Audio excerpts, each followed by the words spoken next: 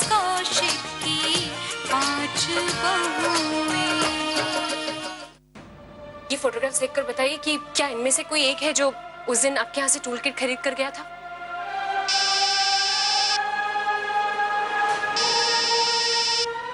मासा का फोन? जी मासा। लवली, मैं बड़ी साहब बोल रही हूँ। मुझे पता चल गया है कि कौशिक निवास में जो कुछ भी गलत हो रहा है वो कौन कर रहा है। तुम जल्दी से ऊंचे टीले वाले शिव जी के मंदिर के पास आ जाओ। जी जी बड़ी साहब। हाँ बड़ी साहब, बताइए वो कौन है? वो और कोई नहीं है। वो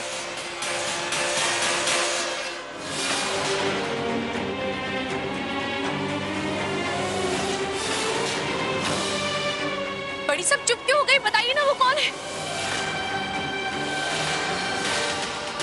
फोन तो कट गया है। ये किसी ने काट दिया है। नहीं, मैं दोबारा कॉल करती हूँ।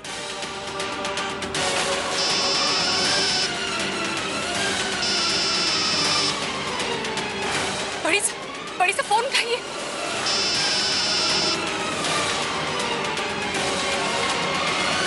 मुझे जाना होगा, जरूर कुछ गड़बड़ है। मुझे जाना होगा। Rickshaw rickshaw rickshaw rickshaw. मैं जैसे बता रही हूँ आप वैसे चलो।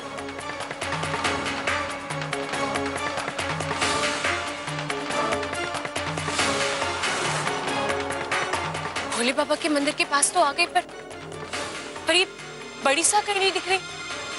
बड़ी सा कहाँ गई सा? मैं फोन करती हूँ उन्हें।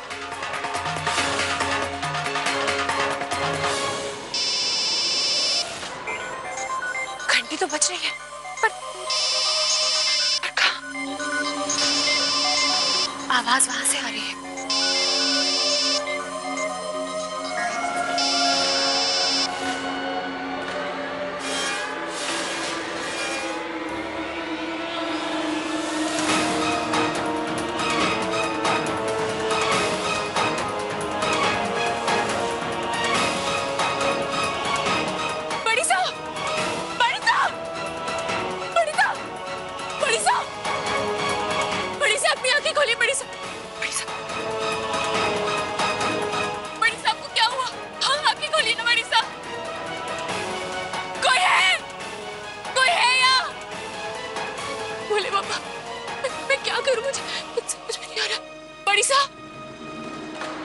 मुझे हिम्मत नहीं हारनी चाहिए।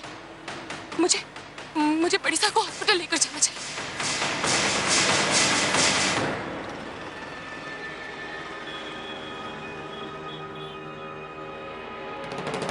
लवली, आशा, लवली, क्या हुआ? लवली, जल्दी बताओ, हमारे दीदी साहब को हुआ क्या? माँ साहब, मुझे कुछ नहीं पता। डॉक्टर साहब अभी हमने आईसीयू में लेकर गए।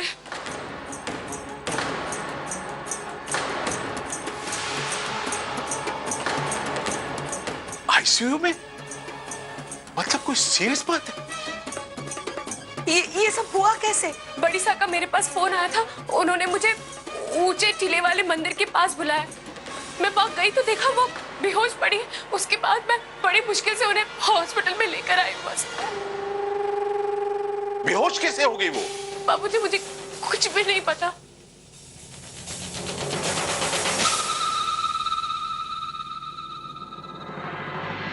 डॉक्टर साहब, हुआ कि हमारी बड़ी शान है, आप बताओगे? लगता है किसी ने पूरी ताकत से उनका गला दबाया है।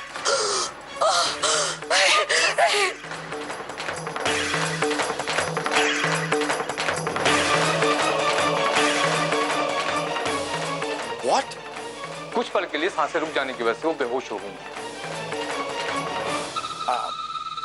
पर अब कैसी हैं वे?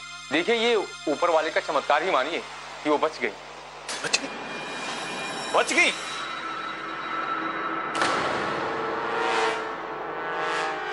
माँ साहब, देखे ना आपने डॉक्टर साहब ने क्या बोली? वे ठीक है। और डॉक्टर साहब, हम उन्हें मिल सकते हैं एक बार? हाँ डॉक्टर, हमें मिलने दीजिए, हमें तसल्ली हो जाएगी। और शायद हमें यह भी पता चल जाएगा कि ये सब कुछ आखिर किया किसने। वो किसी से भी कुछ भी नहीं कर पाएंगे। क्या मतलब?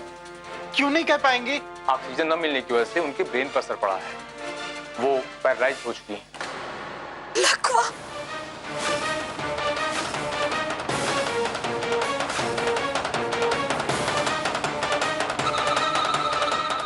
देखिए, गर्दन के नीचे शरीर का पूरा हिस्सा लकवे की चपेट में आ गया है। नहीं, अब वो न चल सकती हैं, न बोल सकती हैं। वो सिर्फ देख सकती हैं और समझ सकती हैं। अरे डॉक्टर साहब, लेकिन ठीक तो हो जाएंगी ना? देखिए, कुछ कहा नहीं जा सकता। ऐसे केसेस में कभी कभी पेशेंट 2 दिन में ठीक हो जाते हैं और कभी कभी महीनों साल लग जाते हैं।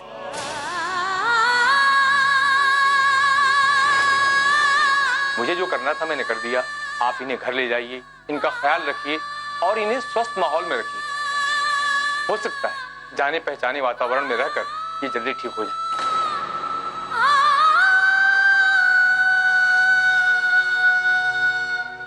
नमस्कार।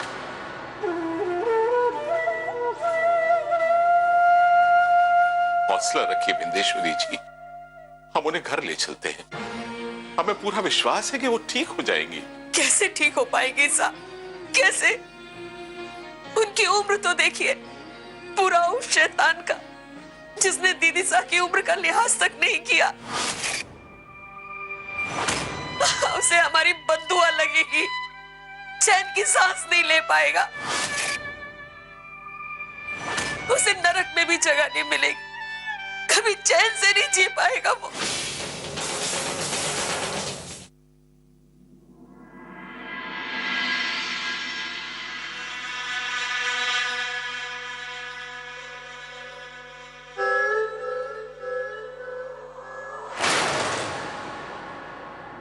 बिंदेश्वरी जी, संभालिए अपने आप को। याद है डॉक्टर ने क्या कहा था? घर का माहौल स्वस्थ रखना है, तभी तो ये जल्दी से ठीक हो पाएंगी। माँ साहब बड़ी सा के पास बैठी, उनसे बात करने की कोशिश कीजिए। मैं आपसे बात तो नहीं कर सकती, लेकिन आपकी बातें सुन सकती हैं, समझ सकती हैं। और जी, सुनते सुनते हो सकता है ये भी बोलना शुरू कर दे और ठीक हो जाए। और शायद ये भी बता सके कि ये सब किसने किया और क्यों किया है। उसने बड़ी साहब पे हमला क्यों किया और बड़ी साहब उस सुनसान जगह पर अकेले क्या करने गई थी।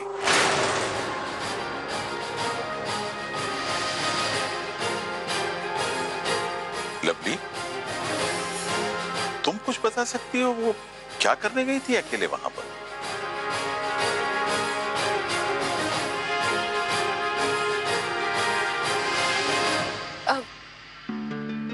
नहीं बाबूजी, मुझे कुछ नहीं पता। फिर तुम वहां पहुंची कैसे? वो भैया, एक्चुअली मैंने तो बड़ी साहब को ऐसे ही फोन किया था। मैंने फोन किया तो उन्होंने बोला कि मैं आकर उनसे वहां मिलूं। जब वहां गई तो देखा कि ये सब हो गया था। हम तो बस इतना जानते हैं कि जो भी कुछ हो रहा है वो ठीक नहीं हो रहा है, और जो कोई भी ये सब कर रहा है ना, वो बहुत खतरनाक आदमी है।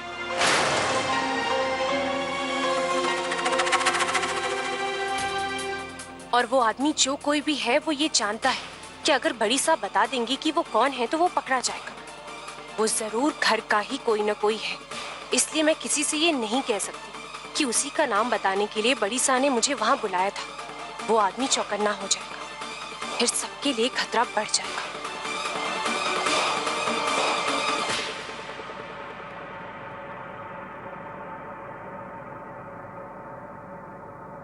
गहना बहू, करंटिया, एक थाली में खाना परोस दो और दीदी सा के कमरे में रख दो। हम उन्हें वहीं पर खिला देंगे। जी ठीक है। नहीं मासा,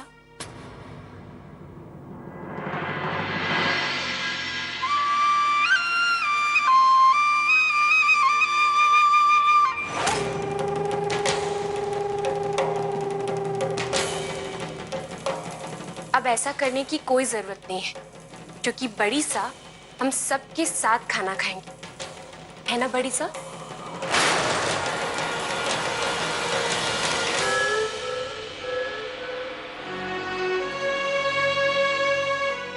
दीदी सा, अब हम आपको बहुत दिनों तक इस कुर्सी पर नहीं बैठने देंगे।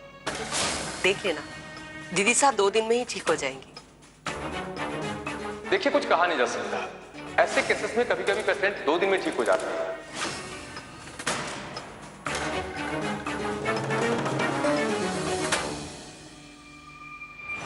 अरे क्या हो रहा दीदी? खाना खाते खाते क्यों उठ गए? ये थोड़ा सा पेट में दर्द हो रहा है, पता नहीं कैसे कैसे। दीदी सा अगर कुछ बोल पाती तो जरूर कोई दवाई बता देती।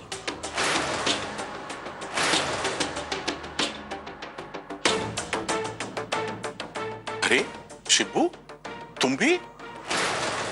तेरे पेट में भी दर्द हो रहा है क्या? नहीं, मुझे कुछ जरूरी काम याद आ गया। मुझे पुलिस स्टेशन जाना होगा।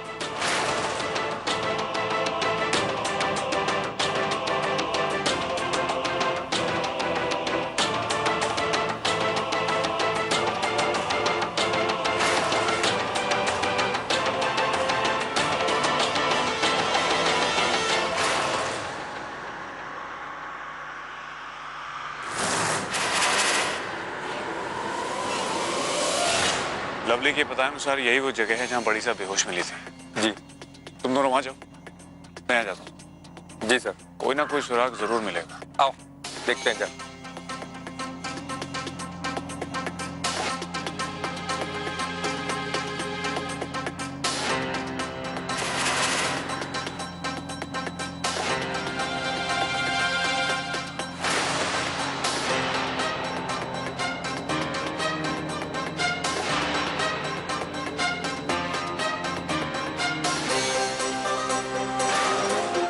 ये तो मासा का वही फोन है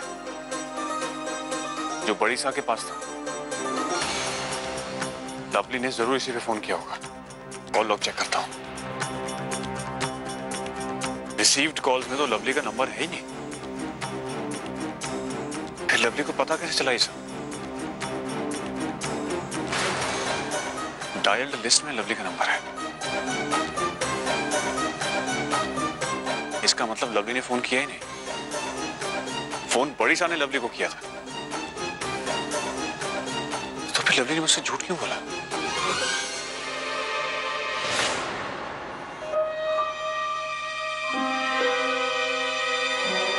अब तो एक ही रास्ता बचा है सच्चाई जानने का। वो दुकानदार, जाकर फिर से उससे पूछती हूँ। शायद इन तस्वीरों को देखकर उसे याद आ जाएगा कि टूल किट उससे किसने खरीदी थी।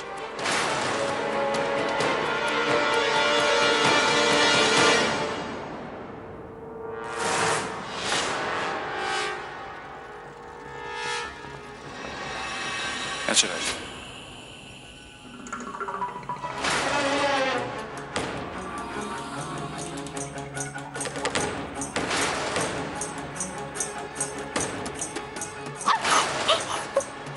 सॉरी भाई साहब, सॉरी। माफ करिएगा मैडम। कोई बात नहीं, थैंक यू।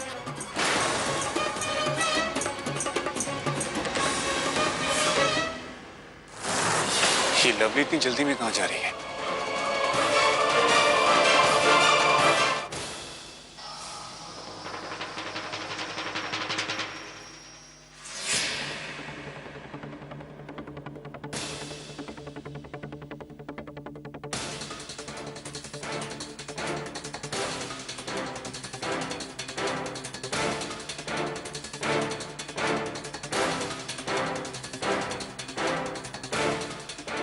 श्वेता, मैं तुम्हें कह रहा हूँ बेटा।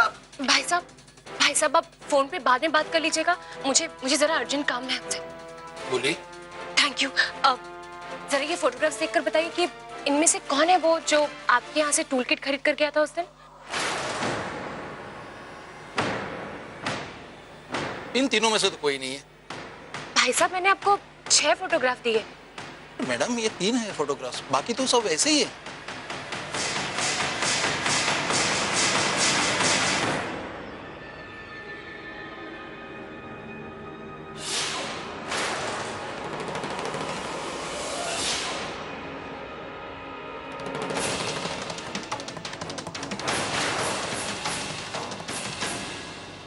अजीब बात है, वो आपके साथ हैं फिर भी आप उन्हीं को ढूंढ रहे हैं?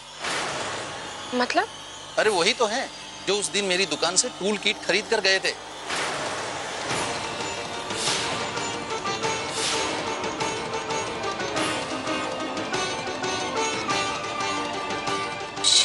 शिबू भैया,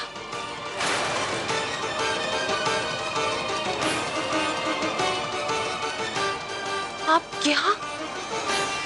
लवली, मुझे तुमसे कुछ बात करनी है।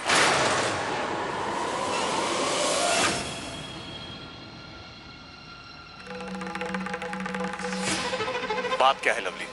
कैसी बात? मैं कुछ समझी नहीं भैया। नहीं समझी? शायद इसे देख के तुम्हारी समझ में कुछ आ जाए।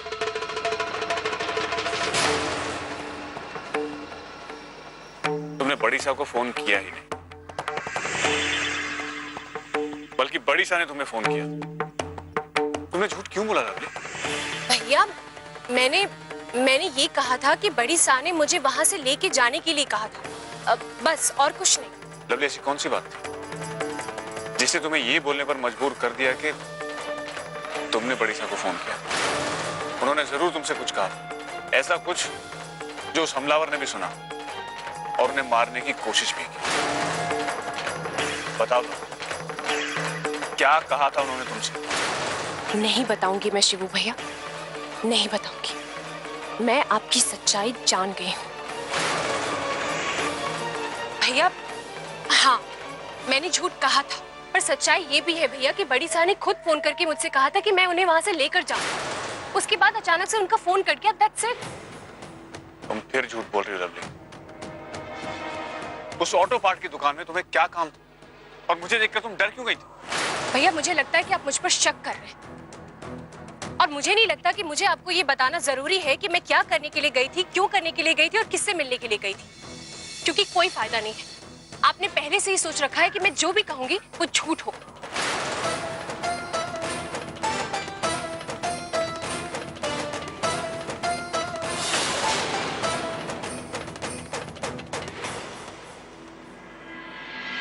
ऐसा क्यों कर रहे हैं शिबू भैया?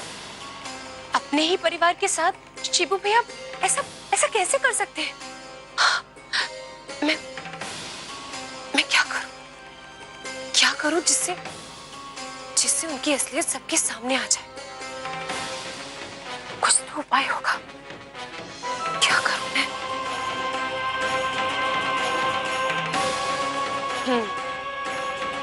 समझ गई। ऐसी बीन बजानी होगी कि सांप को अपने बिल से बाहर निकलना ही होगा।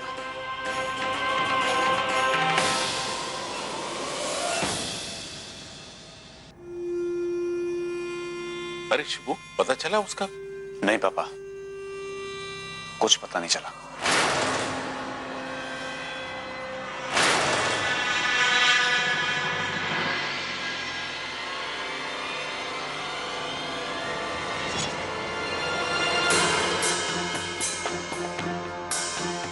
मासा, एक बहुत अच्छी न्यूज़ है। बड़ी साह में अभी कुछ हरकत नजर आई। वो कुछ कहने की कोशिश कर रही थी।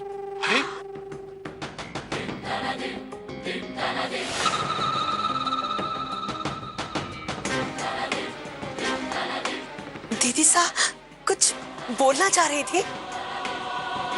इसका मतलब वो बहुत जल्द ठीक हो जाएंगी। हाँ, और शायद उसका नाम भी बता दे जिसने ये सब किया। वही तो भैया, उस इंसान की असलियत सबके सामने आ जाएगी, फिर वो नहीं बच पाएगा।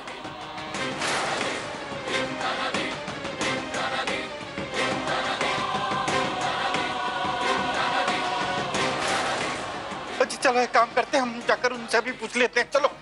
नहीं भैया, अभी नहीं। मुझे लगता है हमें सब्र से काम लेना चाहिए।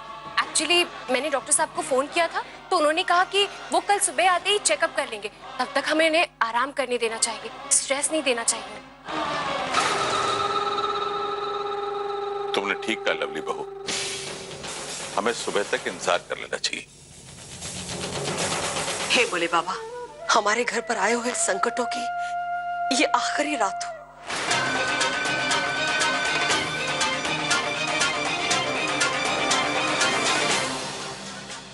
मिसेस कौशिक की पांच बहुएं